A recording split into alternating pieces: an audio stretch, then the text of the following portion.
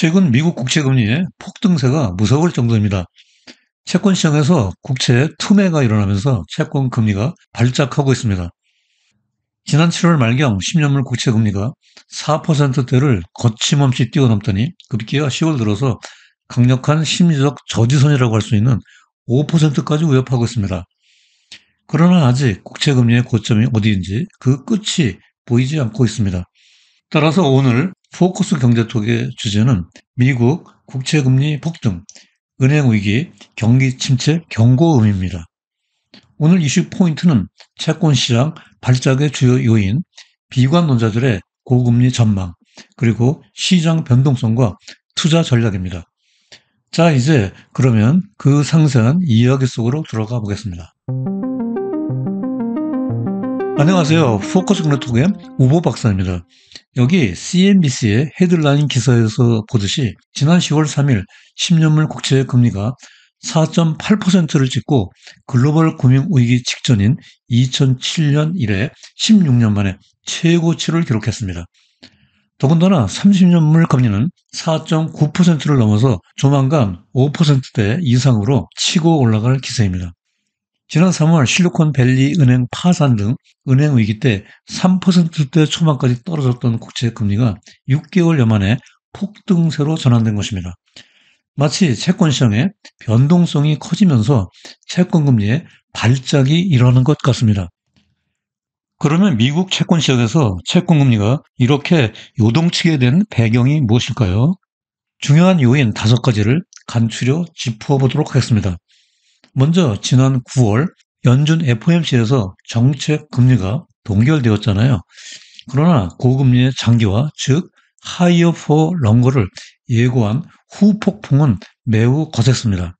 여기 그래프에서 보듯이 19명의 위원들이 찍은 미래 금리 예상 점도표는 한 차례 추가 금리 인상 가능성을 열어두었으나 금리 예상 경로가 50bp 더 높아지고 금리 인하로의 피벗 시기가 내년 하반기 이후로 늦추어졌습니다. 연준의 이러한 긴축 기조의 지속은 내년 상반기 중 조기 금리 인하를 예상한 시장에는 커다란 충격으로 받아들여졌습니다. 다음으로 실질 금리 상승입니다. 여기서 실질 금리란 명목 금리에서 기대 인플레이션을 뺀 값으로 구해지는데요. 이때 실질 금리가 상승하면 연준이 2% 인플레이션 목표를 달성하기 위해서 정책 금리를 더 높게 설정해야 합니다. 여기 이 그래프에서 청색 선은 실질 금리, 흑색 선은 유효 정책 금리, 회색 선은 인플레이션율을 각각 나타냅니다. 청색 선의 실질 금리는 코로나 팬데믹 직후 2020년 3월부터 마이너스에 머물렀으나 지난 7월 현재 플러스 1.42%로 상승했습니다. 이것은 지난 잭슨 홀 미팅에서 파월 의장도 인정한 부분인데요. 이렇게 되면 연준의 통화 정책은 더 높은 제약적 수준에서 유지되어야만 합니다. 이에 따라 시장 금리도 덩달아 상승해야 하기 때문에 10년물 국채 금리가 올라갈 수밖에 없는 이유입니다. 설상가상으로 미국의 재정 적자가 눈덩이처럼 불어나고 있습니다. 여기 왼쪽 표에서 보듯이 금년 33조 달러에 달하는 국가부채가 2027년에는 45조 달러로 크게 늘어날 것으로 예상됩니다. 3년 만에 12조 달러의 나랏빚이 증가하게 되는 것이죠. 이에 따라 GDP 대비 연방정부 부채 비율이 현재 124%에서 3년 뒤에는 150%로 급등하게 됩니다. 대선이 있는 내년에는 중장기채 공급이 쓰나미처럼 밀려올 것 같습니다. 지난 7월부터 내년 8월 사이 중장기채 발행이 60% 이상 증가하고요.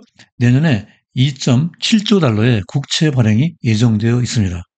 이것은 과거 연평균의 2배에 달하는 큰 규모입니다. 채권 시장에서 채권의 공급 증가는 가격을 떨어뜨리므로 국채 금리는 상승하게 됩니다.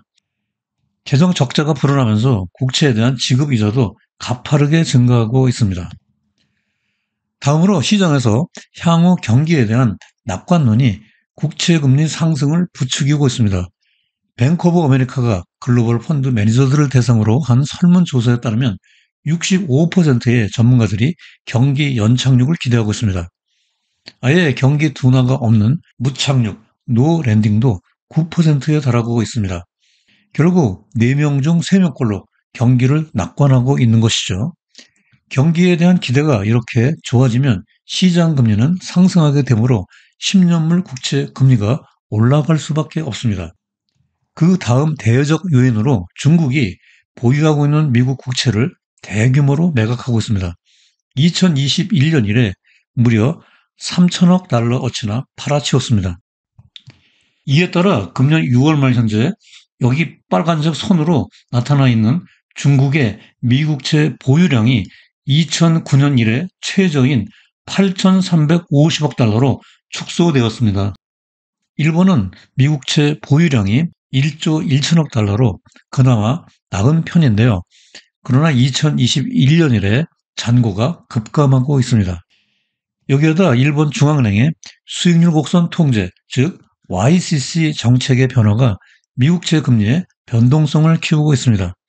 마이너스 금리와 만성적인 디플레이션에 시달리다가 최근 인플레이션이 40여 년 만에 최고치로 상승하자 일본의 채권 금리도 꿈틀대고 있는 것이죠.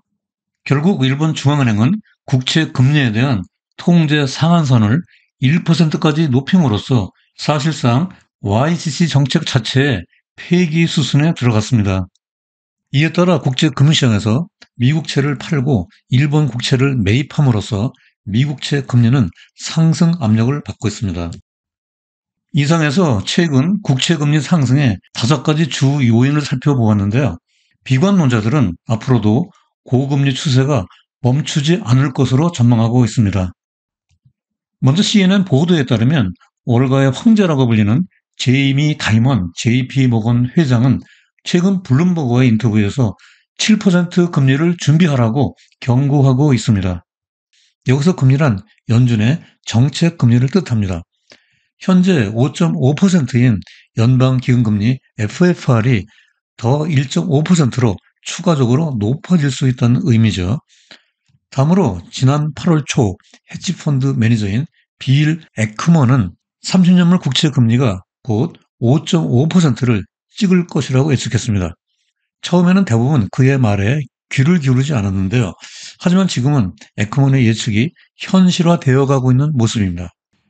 그러나 에크먼의 금리 전망은 애교에 불과합니다. 주식 브로커 피터 쉬프는 자신의 트위터에서 10년물 국채 금리가 5%, 6%를 넘어 2024년에 7%에 달한 후에 멈출 것이라고 예측했습니다. 그리고 결국 금융위기가 다가올 것이라고 예상하고 있습니다. 이렇듯 비관론자들의 금리 인상은 거침이 없습니다. 그러나 과연 이러한 고금리를 이겨낼 수 있을까요? 현재 10년물 국채 금리는 무언가 비정상적으로 움직이고 있습니다. 여기 왼쪽 그래프는 1995년 이후 긴축 사이클에서 연준이 정책 금리 인상을 개시한 6개월 전과 12개월 후 10년물 국채 금리의 변동 추이를 각각 보여주고 있습니다. 특이하게도 이전에 다른 긴축 사이클에서는 금리 인상 6개월 전에 상승했다가 금리 인상 후 12개월까지는 하락하는 모습을 보여주었는데요. 이번 금리 인상의 경우에는 그 정반대입니다. 즉 금리 인상 개시 후 10년물 국채 금리가 지속적으로 상승하고 있는 것이죠. 연준의 비공식 대변인이라고 불리는 월스트리트 저널의 닉 티밀하우스 기자는 최근 채권 시장에서 불거지고 있는 투매 현상이 경기 침체에 대한 희망을 위협하고 있다고 우려하고 있습니다. 이어서 그는 차입 비용의 상승이 주가 하락 및 달러 강세와 함께 지속된다면 내년 미국과 세계 경제를 의미 있게 둔화시킬 수 있고 최근 금리 상승 폭이 빨라지면서 금융시장 붕괴 위험도 커지고 있다고 경고하고 있습니다. 지난 3월 실리콘밸리 은행 파산 등 은행 위기는 보유 중인 국채의 미실현 손실 문제가 불거지면서 촉발되었습니다. 이 은행에 예금을 맡겨둔 고객들이 불안감을 느끼면서 뱅크런 현상이 발생하게 된 것이죠. 하지만 현재 은행들의 미실현 손실은 7천억 달러에 달해 글로벌 금융 위기 때보다도 상상을 초월할 수 없을 정도로 많이 누적되어 가고 있습니다. 금융불안 확산을 방지하기 위해 연준은 긴급 자금을 지원하는 BTFP 제도를 도입하여 발등에 불은 끄게 되었습니다. 하지만 이러한 은행 산업의 잠재적 위험은 주가에 고스란히 반영되어 있습니다. 나스닥에 상장된 KBW 지역은행 지수의 금년 수익률은 24%나 폭락했습니다. 반면에 같은 기간 S&P 500 지수는 12% 상승했고요. SVB 사태 이후 겉으로는 안정을 되찾은 것 같지만 사업용 대출의 부실화 그리고 여신 조건 강화로 인한 대출 감소 등으로 은행 위기는 언제 터질 줄 모르는 뇌관과 같습니다. 국채 금리가 상승할수록 미실현 손실은 눈덩이처럼 불어날 수밖에 없고요. 따라서 이러한 요인들로 인해 국채 금리가 마냥 뛰어오를 수만은 없을 것입니다. 더군다나 고금리로 인한 죄악적 긴축 정책은 경기 침체로 이어질 가능성이 높습니다. 여기 왼쪽 그래프는 10년물과 3개월물 장단기 금리 차의 변동 추이인데요. 1968년부터 2020년까지 총 8번 역전되었고요. 그때마다 한 번도 예외 없이 회생막대의 경기 침체 구간에 진입했습니다. 2022년 10월 말부터 역전된 현재 장단기 금리차는 마이너스 85bp까지 벌어져 있습니다. 과거 50여 년간 보여준 완벽한 역사적 기록을 가진 장단기 금리 역전 이론을 개발한 원조인 캠벨 하비 교수는 내년 1분기 이내로 경기 침체에 진입할 것이라고 확신하고 있습니다. 한편 채권왕 제프리 건들락도 자신의 트위터에서 최근의 장단기 금리 역전폭이 급격하게 좁혀지고 있는 현상에 주목하고 있는데요. 실업률이 조금만 올라가도 경기 침체에 진입할 것이라며 허리띠를 졸라매라고 경고하고 있습니다. 하비 교수와 건들락의 예측대로 경기 침체에 진입하게 되면 반대로 국채금리는 빠르게 하락세로 돌아서게 될 것입니다. 자, 이제 마지막으로 향후 전망과 투자 전략을 포커스 포인트로 정리해 보겠습니다. 첫째로 여기 왼쪽 그래프에서 보듯이 10년물 국채 금리는 1980년부터 현재까지 일시적 상승과 하락을 반복하면서 추세적으로 하강 곡선을 지속적으로 그려왔습니다.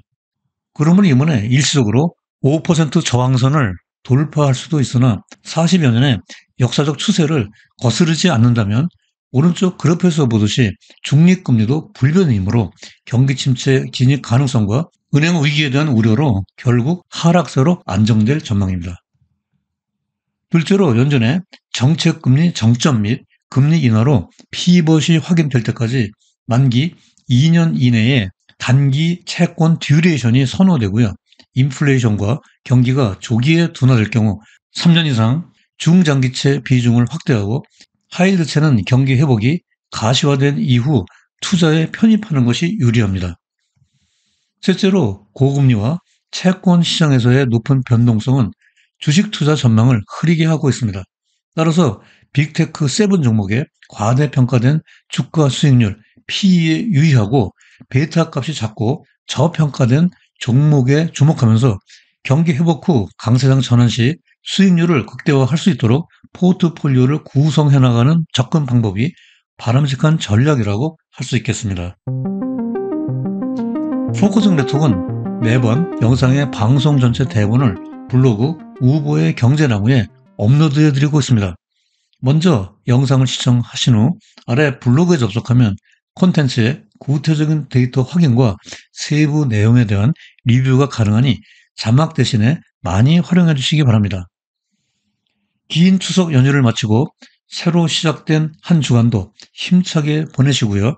환절기 건강에도 각별히 유의하시기 바랍니다. 오늘 영상이 도움되었다면 구독과 좋아요 부탁드리고요. 다음에도 여러분들의 경제 지식을 넓히고 투자 생활에 힘과 도움이 되는 유익한 영상으로 또다시 찾아뵙겠습니다. 오늘도 끝까지 시청해 주셔서 대단히 감사합니다.